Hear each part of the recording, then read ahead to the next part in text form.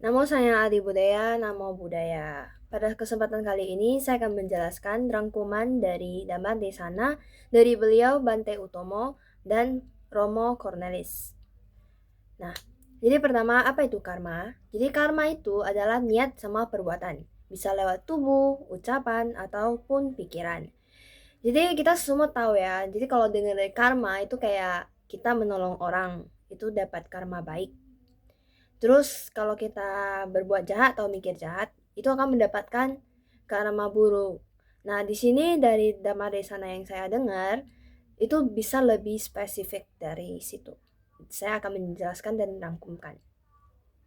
Nah, jadi beliau mengatakan, Bante mengatakan karma itu bukan nasib atau takdir. Nah, jadi kita dengar kan banyak orang bilang kayak aku lahir miskin, ini sudah takdir saya. Aku sial terus, ini udah takdir. Tapi bukan gitu. Karena karma itu bisa berubah. Ini definisinya kayak hidupmu adalah pilihanmu, kamu bisa berubahin. Hidup itu gak ada yang sudah ditentukan. Kita bisa mengarahkan hidup lewat perbuatan kita sekarang. Nah, jadi di sini Bante ada menjelaskan 4 jenis karma. 4 jenis karma dalam hidup. Oke, pertama itu karma yang melahirkan. Jadi dari lahir kita lahir di keluarga tertentu, kondisi ekonomi tertentu, itu hasil dari karma masa lampau. Jadi itu karma dari lahir ya. Nah, kemudian karma yang mendukung bakat, kecerdasan fisik, kekurangan. Jadi semua bawaan dari lahir.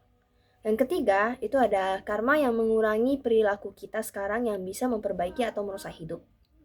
Nah, jadi misalnya ada orang nih lahir kaya, tapi dia suka mabuk-mabukan.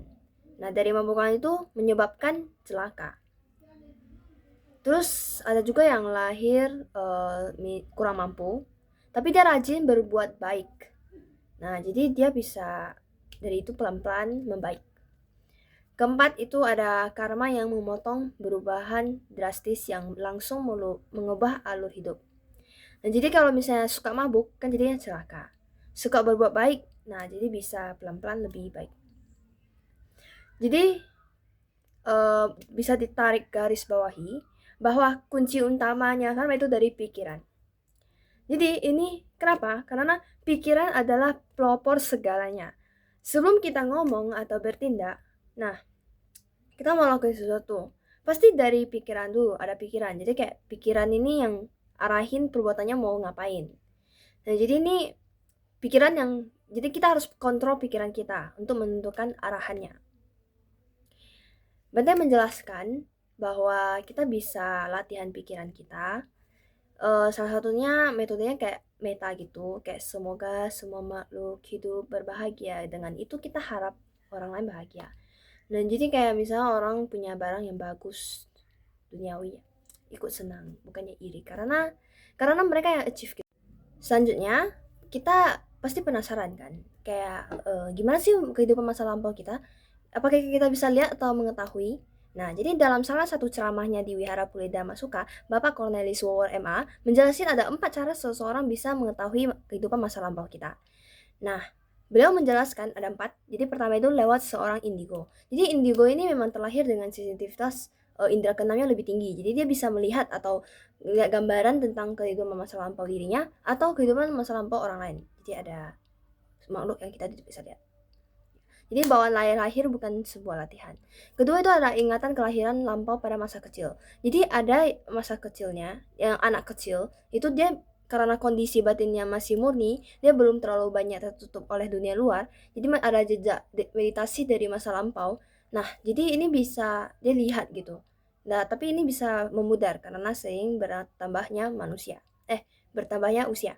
Jadi ini ada hipnotis. Jadi melalui hipnotis itu orang itu dibimbing mundur ke masa remaja, masa anak-anak, masa bayi, bahkan saat dalam kandungan.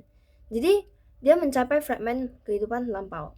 Nah, tapi tidak semua orang bisa dihipnotis dan tidak bisa semua hipnotis mampu melakukannya.